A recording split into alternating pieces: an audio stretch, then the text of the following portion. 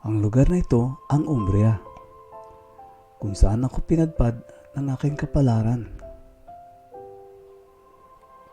Tinatawag nila itong Green Heart of Italy dahil napapalibutan ito ng mga bundok, puno at kalikasan.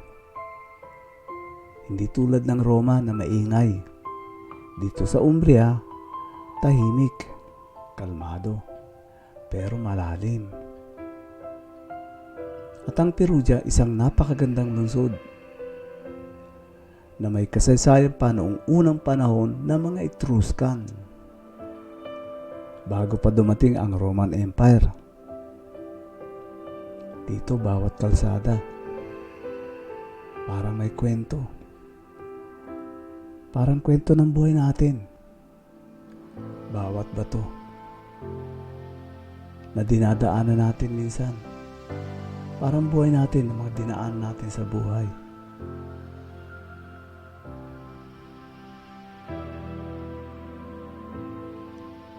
Ito ang ginagawa namin sa mga OFW or migrant worker kung tawagin. Dahil wala kaming panahon na masyal, sinasabay na namin. Bago ako pumasok, sumisilip na rin ako sa mga historical places ng Italy. Ito. Dahil na sa sobrang pagod, minsan wala ng panahon. Napadpad nga pala ako dito sa Perugia noong unang panahon ng year 2000. May isang American company na nag-offer sa akin na maging branch manager ng kanilang kumpanya. Pero nga po, hindi lahat ng bagay sa mundo laging nananatili. After a year, nagsarado sila dahil sa burokrasi at pamamaraan ng Italia. Kaya hindi sila nagtagal. Dito sa Perugia, marami rin akong nagawa sa aking buhay. Ups and down, success and failures. Dito ako nagkaroon ng tindahan. Maliit na supermarket ko ng mga international products. Dito rin ako nagkaroon ng janitorial services. Pero nga, dahil sa burokrasi at minsan, pinahirapan ka ng gobyerno. Kung kailan pa yung mga nagtatrabaho ng legal, marangal, sila pa yung pinahirapan minsan. Pare-pareho po sa buong mundo, ganun ang lagi ang sistema.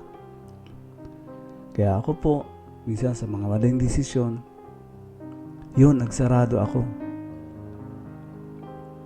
Kaya yan ang buhay, ups and down. Parang ito, umaakyat sa hagdanan, hirap man akyatin. Pero pag narating niya po, yung hirap na yun, napakasarap ng pakiramdam. Pag narating niya yung gusto niyong marating.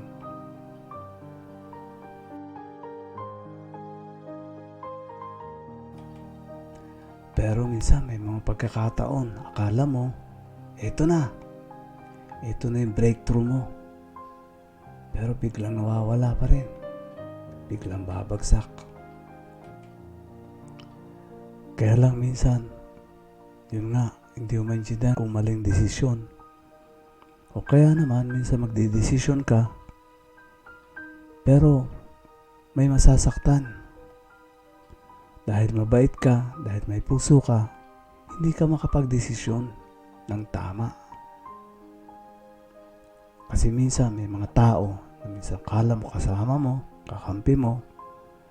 Minsan sila pa yung pumipigil ng pangarap mo. Sila pa yung kalaban mo. Sila pa yung umihila sa'yo pababa. Kaya minsan, nawawalan ka na ng lakas ng loob. Gusto mo na sumuko. Minsan, gusto mo nang bumitaw. Dahil mabuti ang puso mo kasi. Mabuti kang tao. Pero minsan sa paligid mo, inaabuso ka. Pinipigilan yung pangarap mo. Ginagamit ka lang nila. Yung mga bagay na ginagawa mong maganda, hindi na nila nakikita.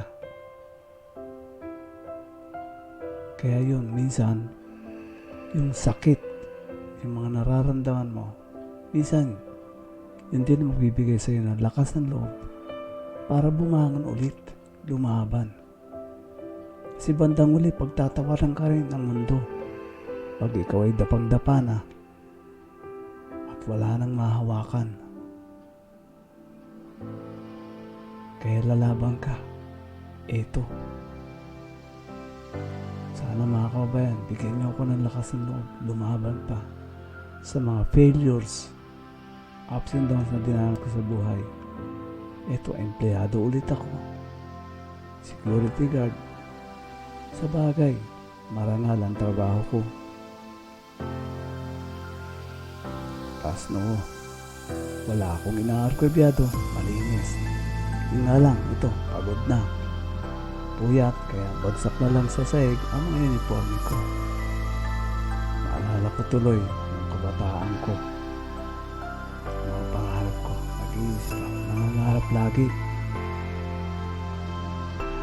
Sabi ko, makakabangon din ako.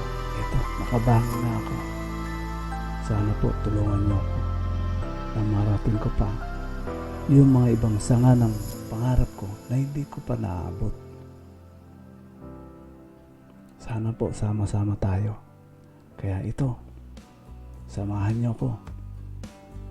Papunta tayo sa trabaho para mabutin ang ating mga pangarap. Laban lang po. Bago ko nga pala malimutan, paalala sa inyo, yung kilalang kilala sa buong mundo na Perugina chocolate ay galing dito sa siyudad ng Perugia, yung Baci Perugina. At baka malimutan nyo rin, dito rin pinanganak sa Umbria ang sikat na artista, international actors na si Monica Bellucci, isa siyang simbolo ng kagandahan ng Italy. Bago po ako magtapos sa episode ito, dumako tayo sa One Word for Italian Learning. Ang regalo ko po sa inyo is the word destino. Pero sa Tagalog po, wala talaga tayong destino na salita. Dinala yun sa atin ng mga Espanyol nung unang panahon. Sa Tagalog po ang destino ay tadhana. Siguro nga po, ito yung tadhana ko. Dinala ako rito. So, ang pagbigkas po ng destino is pareho din. Pero may pagkakaiba lang sa Italian. Ang gamit nila, the destiny sa English, ang tadhana sa Tagalog, il destino sa Italian, at el destino sa Espanyol. So, sa muli pong susunod, ngumiti kayo and God bless.